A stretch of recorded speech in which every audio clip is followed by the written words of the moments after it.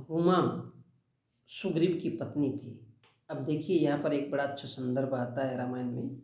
राम कहता है ऐसे पुरुष का वध करना ही उसके लिए उपयुक्त दंड माना गया है।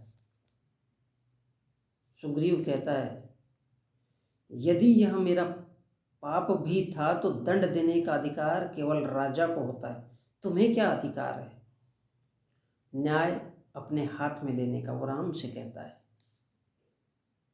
तो राम कहता है अहंकारी वानर,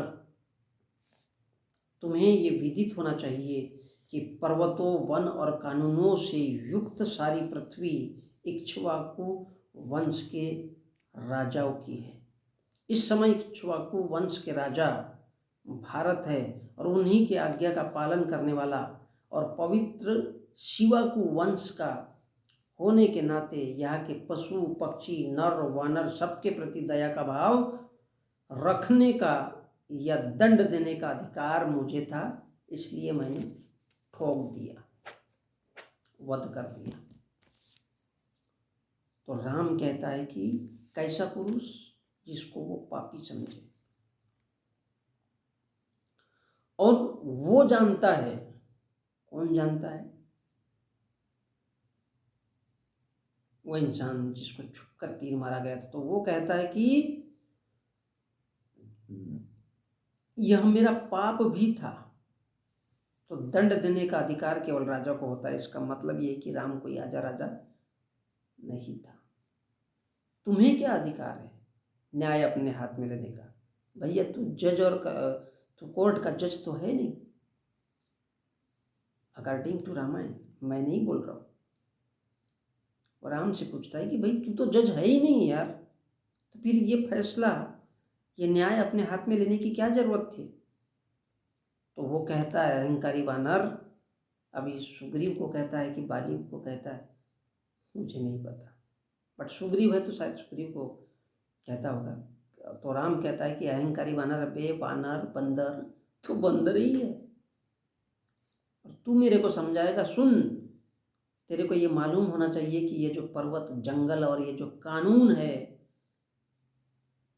राम कहता है ये जो कानून है, ये जंगल है, ये जमीन है, ये जो पर्वत है, ये इक्ष्वाकु वंश के राजाओं की है। यहाँ पर हमारा राज चलेगा, हमारा राम राज्य चलेगा। और इस समय इक्ष्वाकु वंश का जो राजा है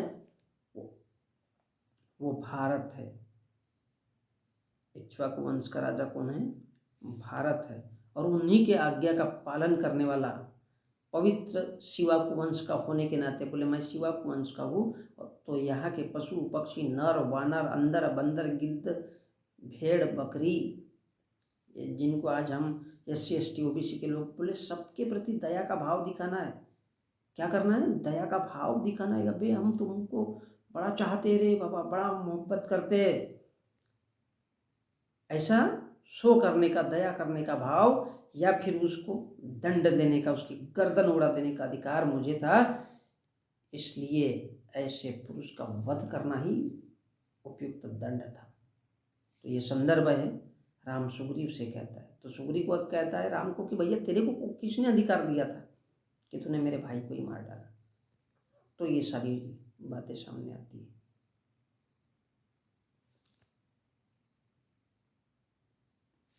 तब ये सारी बातें आती है और राम उसको उसकी औकात दिखाता है कि बेटा तू तो बंदर है। और ऐसे ही इस देश के गरीबी भूखमरी के लिए जीने वाले ये जो है, ये अहंकारी बंदर है, SC ST OBC के लोग। और इसलिए